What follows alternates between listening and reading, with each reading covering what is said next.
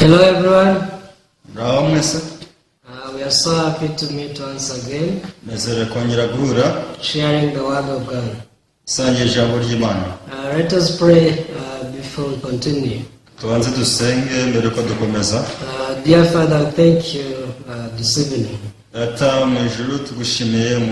You have allowed us to have this evening fellowship so that we can share our hearts with you. Especially through listening to your word, you are able to realize your heart and we are able to receive your heart.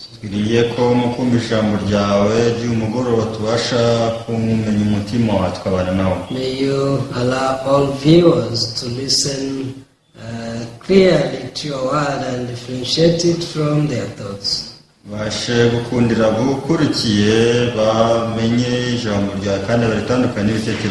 Because many times we mix our thoughts and your word, but you are God who differentiates the two. May you give us grace to receive your word as it is. We pray all in the name of Jesus our Lord. Amen. Tonight we shall read in the book of Galatians. Actually, I've been talking about this book from first chapter. Now we have come to the fifth one.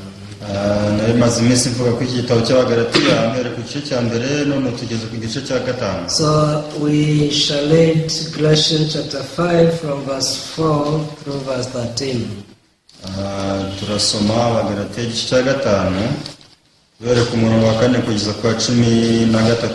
Please open your Bible if you have one in Galatians chapter 5 starting from verse 4. Justified by law, you have fallen from grace.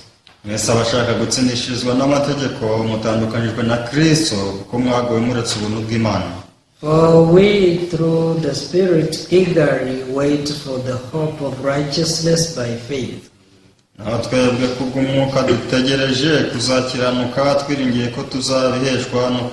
For in Christ Jesus neither circumcision nor uncircumcision avails anything but faith working through love.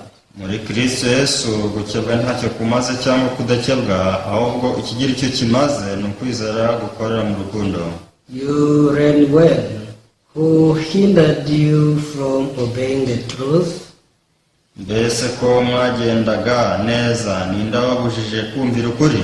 This persuasion. This persuasion does not come from him who calls you.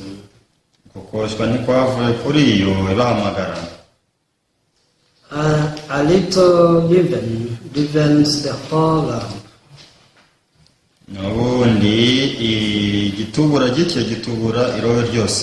I have confidence in you, in the Lord, that you will have no other mind, but he who troubles you shall bear his judgment wherever he is.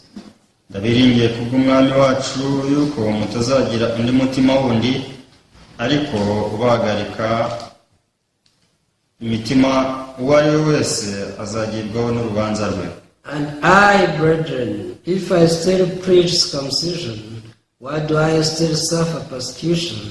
Then the offense of the cross has ceased.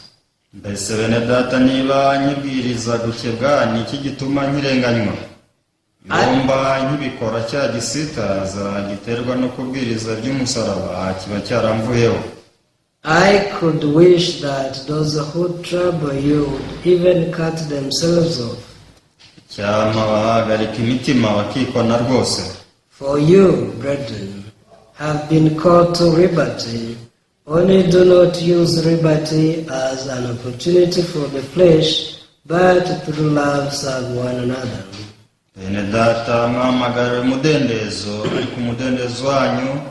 Mukarugira urwitwazo rwo gukurikiza ibya kamere ahubwo mukorerane mu rukundo. Yes, we have read up to verse 13. Tugejeje ku murongo wa 13. All of us are humans. twese turi abana. That's why we think like humans. Niyo mpamvu dutekereza nk'abantu, We have desires of human. tugira ibyifuzo by'abantu. But for a human to take rest, he needs faith. Ariko kugira ngo umuntu agire ikiruhuko akenera kwizera. We can only rest in faith. Dushobora kuruhukira mu kwizera gusa. But on the other hand, who can have faith?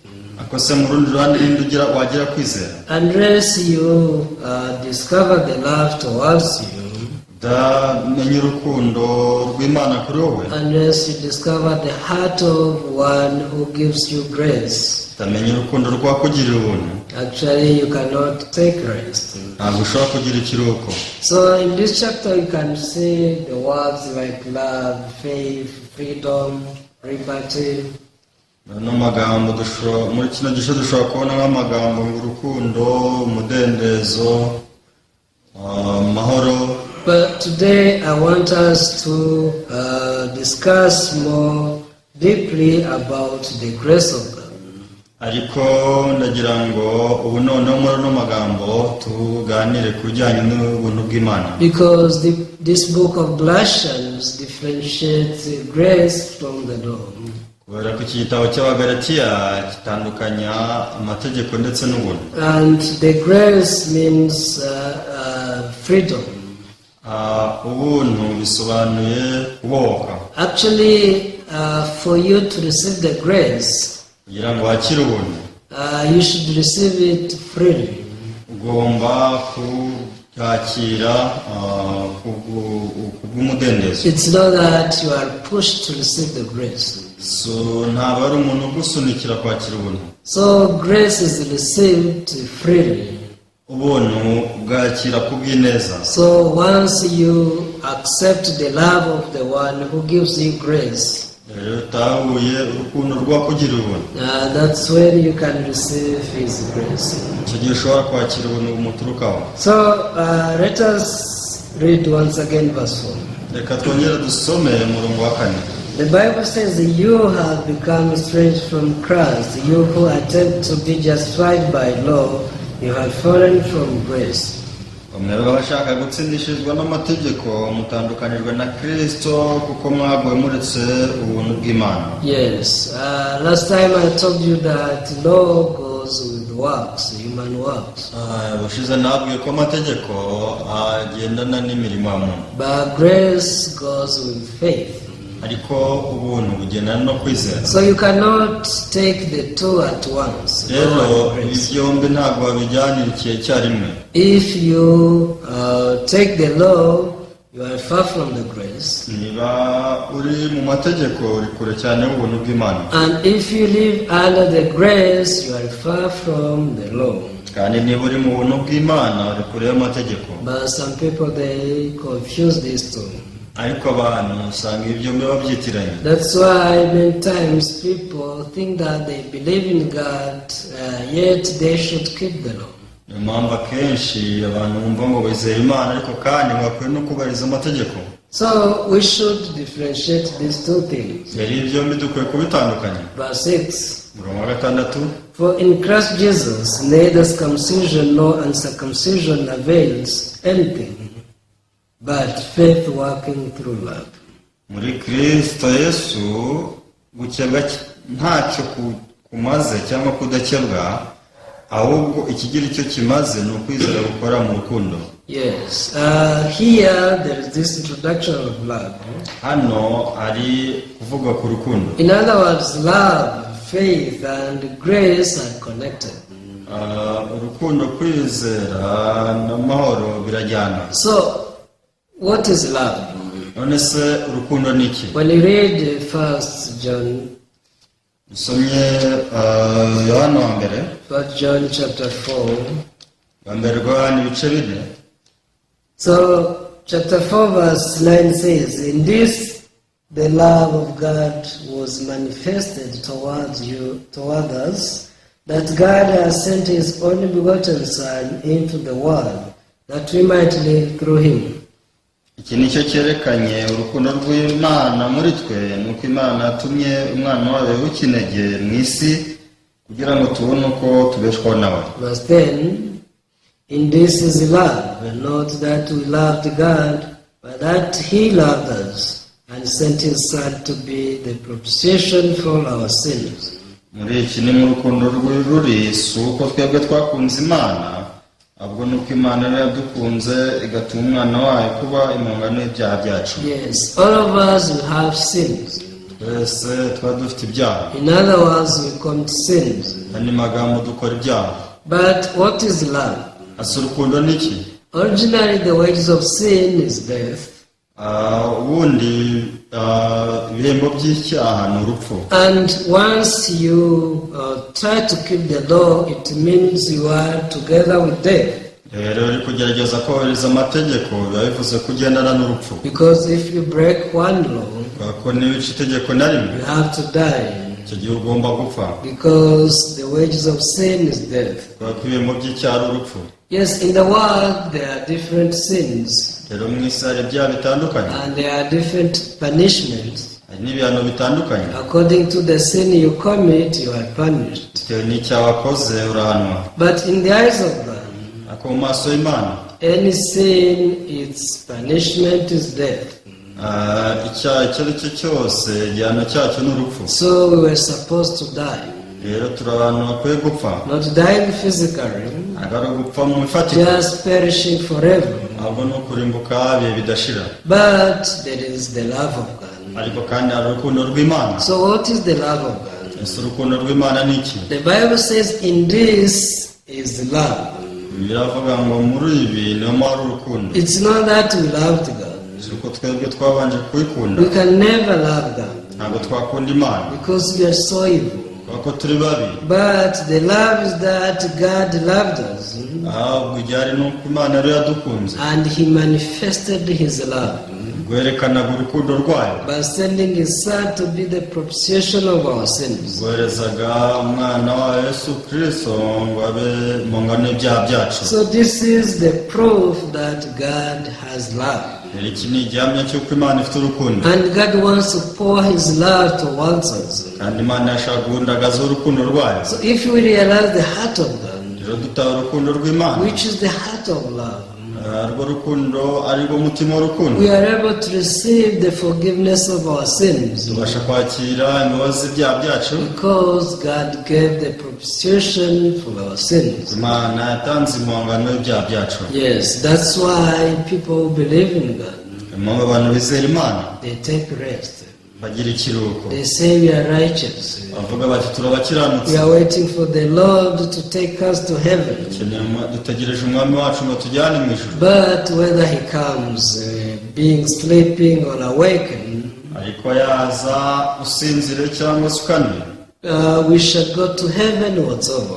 ahandi tuzajya mu ijuru. But to sinners, Abanyabyaha there's no means for them to go to heaven ntibishoboka ko bajya mu ijuru, because heaven is a holy place. kuko mu ijuru ni ahantu hera. That's why God decided to sanctify us so that we can go to heaven being holy. Niyo mpamvu Imana yahisemo kutweza kugira ngo tugere mu ijuru turabera. So God manifested His love towards us. Byatumye Imana itwereka urukundo rwayo, So He sent His only begotten Son, twoherereza umwana wa Yesu Kristo so that if we believe in Him, kugira ngo nitumwizera we live through Him.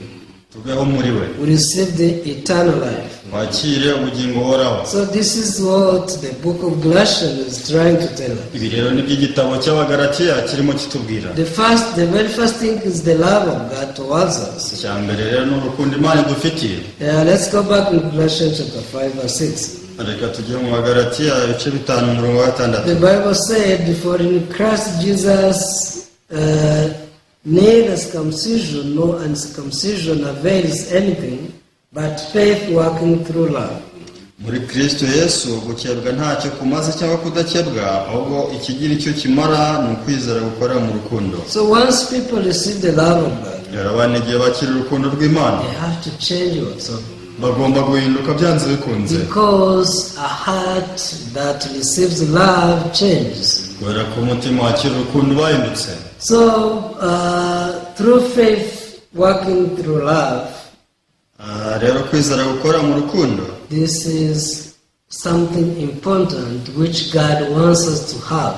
iki ni ikintu cy'ingenzi Imana ishaka ko tugira. But some people, they want to keep the law, ariko usanga abantu bashaka kubahiriza amategeko putting aside the love of God. bagashyira ku ruhande urukundo rw'Imana. That's why they always cry, igihe cyose bahora barira say, God, we are sinners. ati Imana turi abanyabyaha, Please forgive our sins. bose tubabarira ibyaha byacu, Even today we made a mistake. uyu munsi twakoze andi makosa, Please forgive us. bose tubabarire. But what does God tell them? ariko si Imana ibabwira iki? You are already forgiven. ati mwamaze kubabarirwa, You are already righteous. ati mwabaye abakiranutsi Not by your works, kubw'imirimo yanyu, but by the work of Jesus Christ. ahubwo ni kubw'imirimo ya Yesu Kristo. So, once we realize the love of God, igihe dutaye urukundo rw'Imana, we can't help but to receive the forgiveness of nta sin. kindi cyatuma usibye kwakira imbabazi z'ibyaha. Not only this, si ibyo gusa, but we can also live by that love. wanabeshwaho n'urwo rukundo. Verse 13, umurongo wa 13, For you, brethren, have been called to liberty, only do not use liberty as an opportunity for the flesh, but through love serve one another. bene data mwahamagara umudendezo, ariko umudendezo wanyu ntimukawugire urwitwazo wo gukurikiza ibya kamere, ahubwo mukorane mu rukundo. So after Galatians listened to the gospel, abagalatiya bamaze kumva ubutumwa bwiza, there are some people who came and tried to teach them the law once again. hari abantu bagarutse batangira kongera kubigisha iby'amategeko. They told them you need to do circumcision, otherwise you cannot go to heaven. bakababwira ati mugomba gukebwa, bitabaye ibyo ntimwajya mu ijuru, You also need to keep the law. kandi mukeneye kubahiriza amategeko ya Mose. Yes, it's good to believe in Jesus, ati kwizera Yesu but it's not enough. ntabwo bihagije, Also, you need to sanctify yourself. ugomba kwiyeza kandi You need to keep the law. ugomba kubahiriza amategeko. So if you break the law, nakwica you amategeko need to ask forgiveness of ugasaba sin. imbabazi z'ibyaha byanyu. And Galatians also, they were confused. abagalatiya icyo gihe baracanganyikiwe. Even today, some people think like this. uyu munsi niko abantu bamwe batekereza. Even before they become righteous, they think that they receive salvation. mbere yuko baba bakiranutse baba bibwira ngo bakira agakiza, And they think all they need is just to ask forgiveness of sins and sanctify themselves. bakavuga bati icyo dukeneye ni ukwaka imbabazi z'ibyaha nyuma tukiyeza. They think it's not enough to receive the love of God, which made him to give Jesus for their sin. ariko ibi ntibihagije kuko urukundo rw'Imana rwatumye duha umwana wayo ngo tubabarirwe ibyaha byacu. I mean, they think it is not enough. bakibwira ati ntibihagije. Yes, Jesus was sent to us as propitiation of our sins. mara Yesu yaroherejwe hano mu isi nk'impongano y'ibyaha byacu. But we should also do something. bakavuga bati ariko natwe hari icyo dukwiye gukora. Do you think that is enough? sekereza ko ibi bihagije? Should we just sit still? ese koko twicarire? Should we not obey the law? ese ntidukwiriye kubahiriza amategeko? So what if we just believe in that fact and we perish? ese twakwizera ibintu nk'ibyo hanyuma tukazarimbuka? They doubt the love of God. bashidikanya ku rukundo rw'Imana, They doubt the work of God. bashidikanya ku mirimo y'Imana. But which proof do you want? ariko si igihamya ifite ushaka ni iki? There is no other proof apart from this Bible, this word of God. nta kindi gihamya itegereje usibye iri jambo ry'Imana ari Bibiliya. Have you ever checked if what Jesus has done is not enough? ese koko waba waragenzuye neza uko ibyo Yesu yakoze bidahagije? The Bible says that it was done once and for all. ngo biravuga ngo byabaye rimwe kugeza iteka ryose. When you read Hebrews chapter 10 verse 10, musomye igitabo cy'Abaheburayo igice cya 10 umurongo wa 10. let's read Hebrews chapter 10 verse 9 and 10. dusome igitabo cy'Abaheburayo. Then he said, Behold, I have come to do your will, O God. He takes away the first that he may establish the second.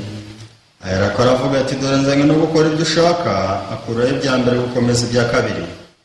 But then by that we have been sanctified through the offering of the body of Jesus Christ once for all. ugushaka kw'Imana niko kwatumye twezwa tubeshejwe n'uko umubiri wa Yesu watambwe rimwe gusa ngo ube bihagije iteka. Yes. Before the law was the shadow of the good things to come. Mbere amategeko yari igishushanyo cy'ibyiza bizaza, And this was the first thing. kandi nibyo bya mbere byaha birivuga hano. But one day God thought that we should not just live under the shadow.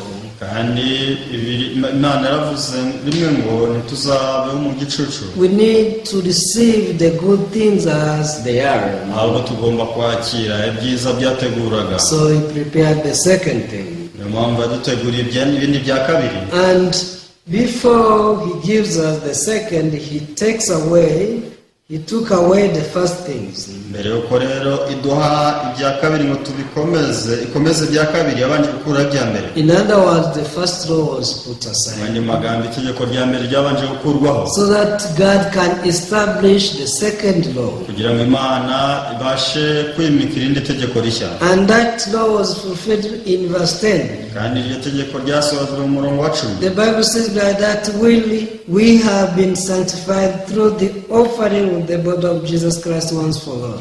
Ubwo gushaka Imana niko kwatumye twezwa tubeshejwe n'uko umubiri wa Yesu watambwe rimwe gusa ngo ube bihagije iteka. Yes, the law was the shadow.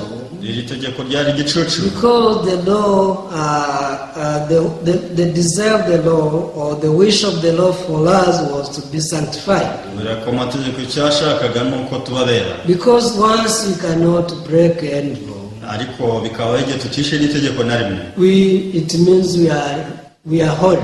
Bivuze ngo turabera. But we failed to keep the law. Ariko byaratunaniye kubaha amategeko. So God prepared another way to sanctify. Niyo mpamvu Imana yateguye indi nzira ngo itweze. Because once you are that, Wako twari babi twanduye. you have to be cleansed. Icyo gihe uba ukeneye kwezwa. So once something is dirty, you have to clean it. Ikintu cyanduye gisa nabi kiba gikeneye gusukurwa. So God realized that we cannot keep the law. Imana yabonye ko udashobora kubahiriza amategeko. Even though the will in the law is good, Nubwo icyo amategeko yatwifurizaga cyari cyiza, but we are not able to fulfill it. ariko ntabwo twabashije kuyasohoza. So God established the second law. Niyo mpamvu Imana yaduteguriye irindi tegeko rishya To be sanctified by Himself. kugira ngo yo ubwayo itweze. And He wrote that law in our hearts. Hanyuma yandika amategeko nk'ayo mu mitima yacu. Do you know that law how it says? Ese muzi iryo tegeko ukuntu rivuga? Let's read verse 16 and 17. Umurongo wa 13 n'uwa 17 bavuga ngo, Yes, Hebrews 10, 16 and 17. Baheburayo igice cya 10 umurongo wa 13 n'uwa 17. This is the covenant that I will make with them after those days, says the Lord. I will put my laws into their hearts, and in their minds I will write them. Ni ryo sezerano nzasezerana nabo nyuma y'iyo minsi, ni ku Iteka avuga, nzashyira amategeko yanjye mu mitima yabo, kandi mu bwenge bwabo niho nzayandika. Then he adds, their sins and their lawless deeds I will remember no more. Ibyaha byabo n'ubugome bwabo sinzabyibuka ukundi. Hallelujah. Amen. God cannot remember your sin. Imana ntishobora kwibuka ibyaha byawe, Because He established the second law. kubera ko yamaze kwimika irindi tegeko rishya. So God wants this law to be engraved in your heart. Rero Imana irashaka ko iri tegeko rishya risharaturwa mu mutima wawe. Yes, you failed to keep the law because you are evil. Watsinzwe no kubaha amategeko kubera ko uri mubi. Even though the will of the law was good towards you, Nuko ibyo amategeko yatwifurizaga byari byiza kuri twe, but this law was unable to make you holy. ariko amategeko ntiyabashije kuguhindura uwera. That's why it was put aside. Niyo mpamvu yashyizwe ku ruhande. And there was the new law to sanctify you. Iri tegeko rishya rikweza, And through Jesus Christ, that law was fulfilled. binyuze muri Yesu iryo tegeko rirasohozwa. This law was implemented 2,000 years ago. Iri tegeko ryashyizwe mu ngiro mu myaka y'ibihumbi 2000. From then on, God said, I will remember no more your sins. Icyo gihe Imana iravuga ngo ibyaha byawe ntabwo nzabyibuka. So this is what the Bible calls the grace. Iki ngiki ni icyo Imana ihita ubona. But remember, Ndibuka neza, I said that grace, faith and love are connected.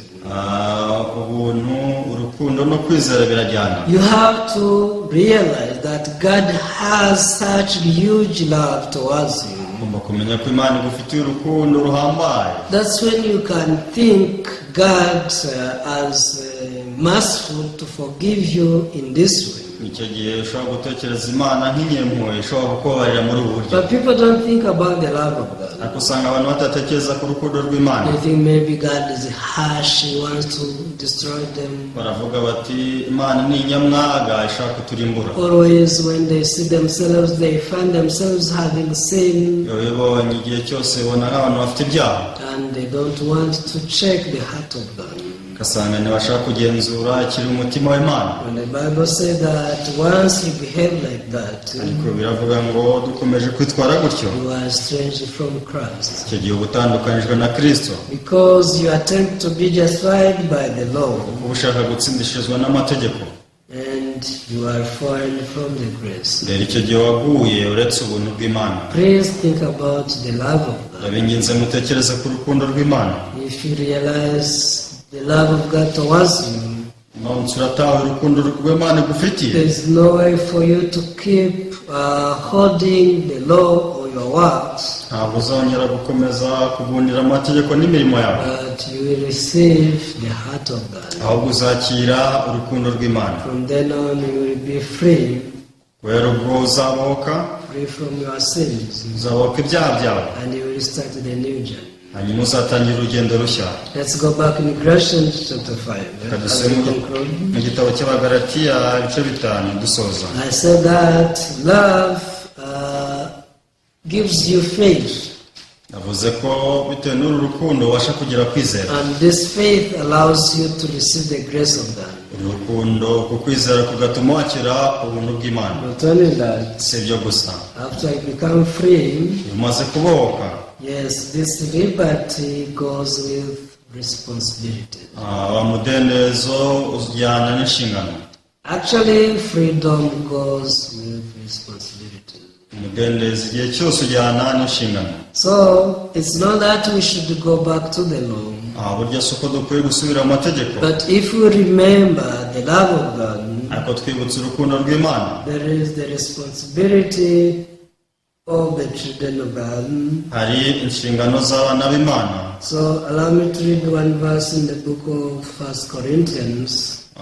mureke dusome umurongo umwe mu gitabo cy'Abakorino. 1 Corinthians chapter 7, Abakorino ba mbere igice ni cya 7, verse 22 and 23. umurongo wa 22 na 23. The Bible says, "For he who is called in the Lord while a slave is the Lord's freedman.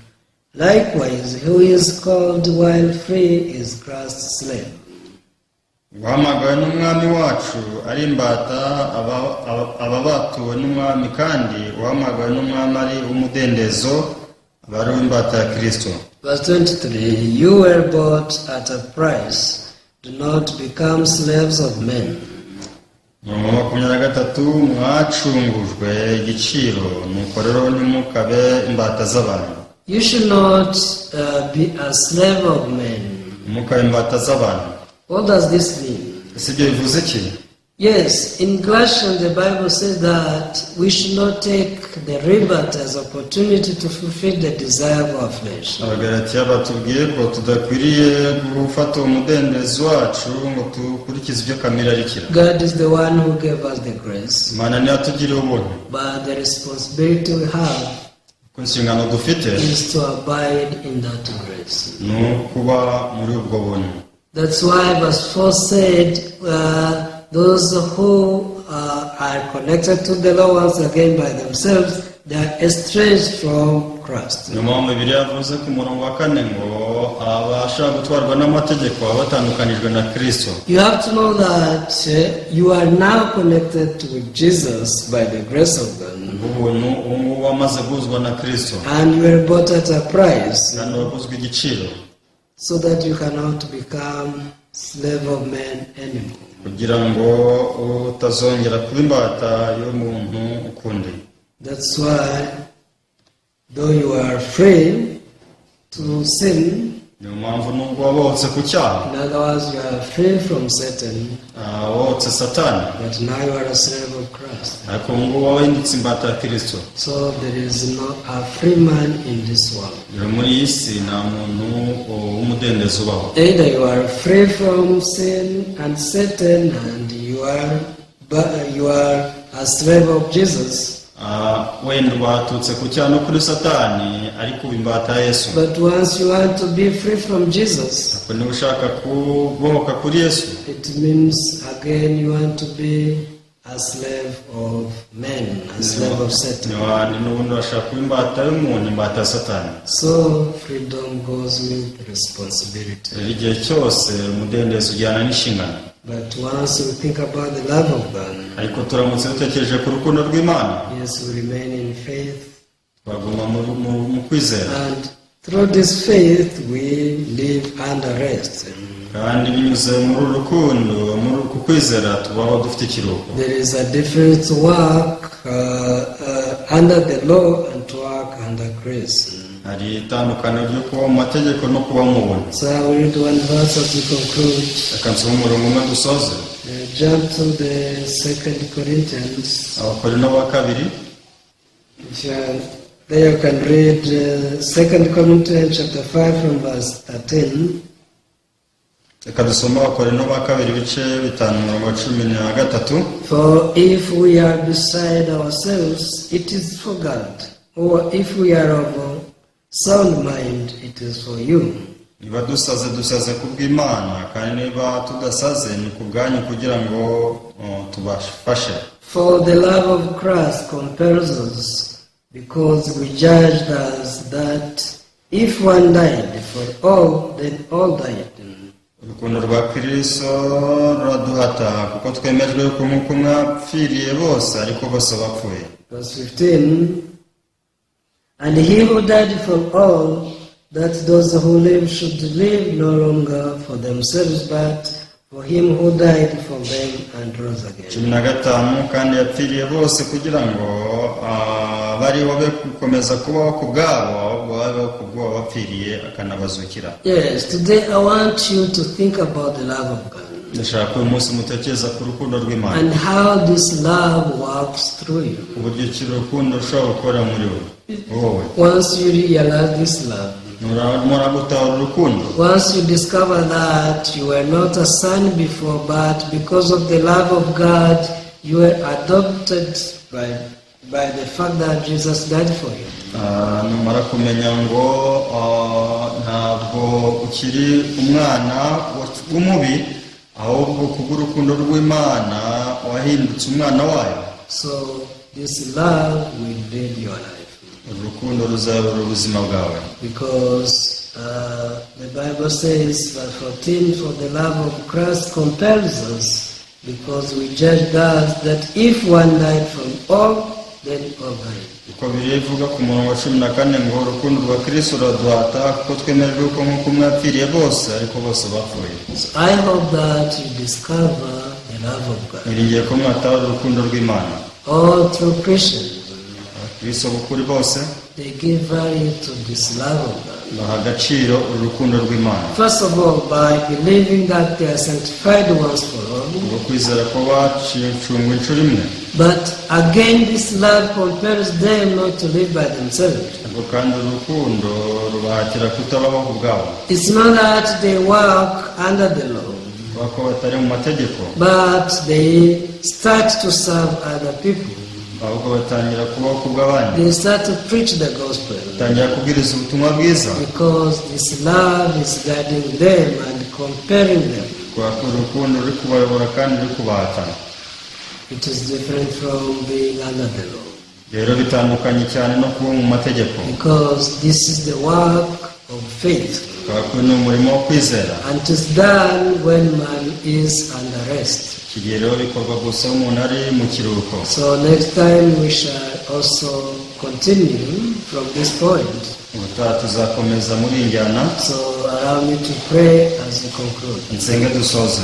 Father God, we thank you. data wo mu ijuru turagushimye You have given us the chance to listen to your word. waduhaye umwanya wo kumva ijambo ryawe May you allow us to accept your word as it is, twemere ijambo ryawe nk'uko riri so that we could not despise the grace of God kugira ngo twe gusuzugura ubuntu bw'imana or despise the love God loved us.